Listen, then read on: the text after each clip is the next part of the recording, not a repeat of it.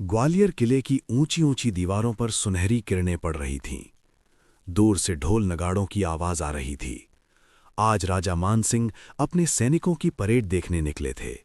एक ऊंचा कद, शेर की तरह तेज निगाहें और कंधों पर नील स्वर्ण रंग का राजसी दुपट्टा। ग्वालियर के लोग उन्हें दया और न्याय का राजा कहकर पुकारते थे।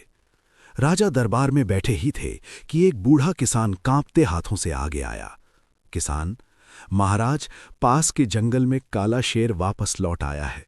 वो हमारी फसल और मवेशियों को खा रहा है। कृपया रक्षा कीजिए। दरबार में सन्नाटा छा गया। काला शेर, एक खतरनाक जंगली जानवर जिसे कई साल से कोई नहीं देखा था। राजा मानसिंह ने तुरंत फैसला लिया, जब तक मेरी प्रजा डर में है, मैं चैन से कैसे बैठ सकता हूं। आज रात में जंगल जाऊंगा। राजा अपने विश्वसनीय साथियों और मशहूर धनुर्धर विभूति के साथ जंगल पहुंचे। चांदनी पेड़ों से छनकर नीचे गिर रही थी। हवा में अजीब सी सीटी जैसी आवाजें थीं। अचानक झाड़ियों में हलचल हुई। धड़ाम! काला शेर लाल आंखों के साथ बाहर निकला, विशाल, ताकतवर और क्रूर। सैनिक डर गए, पर राजा अडिग खड़े रहे। शेर ने दहाड़ लगाई और राजा की ओर झपटा। विभूति ने तुरंत तीर चलाया, पर शेर और उग्र हो गया। राजा ने अपनी तलवार निकाली। दोनों के बीच मुकाबला शुरू हुआ। तलवार की चमक, शेर के नाखून, चिंगारियों जैसा सीन। आखिरकार राजा ने सटीक वार किया। शेर घायल होकर पीछे हट गया और जंगल की गहराई में भाग गया।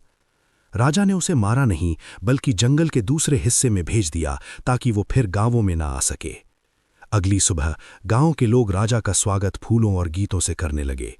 एक छोटी बच्ची रोती हुई आगे आई और बोली, महाराज, आपने हमारी जान बचा ली, धन्यवाद। राजा उसके सिर पर हाथ रखते हुए बोले, जो राजा अपनी प्रजा की रक्षा न कर पाए, वो राजा नहीं, केवल नामधारी होता है।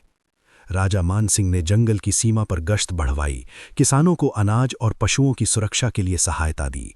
धीरे धीरे ग्वालियर फिर से खुशहाली की ओर बढ़ गया। कवि गाते थे कि जिस किले पर सूरज उगता है, वहां राजा माधव सिंह का साहस चमकता है। किले की दीवारों पर खड़े राजा सूर्योदय देखते हुए कहते हैं, राजा होना शक्ति नहीं, जिम्मेदारी है, और जब प्रजा सुरक्षित हो, वही राजा की जीत है।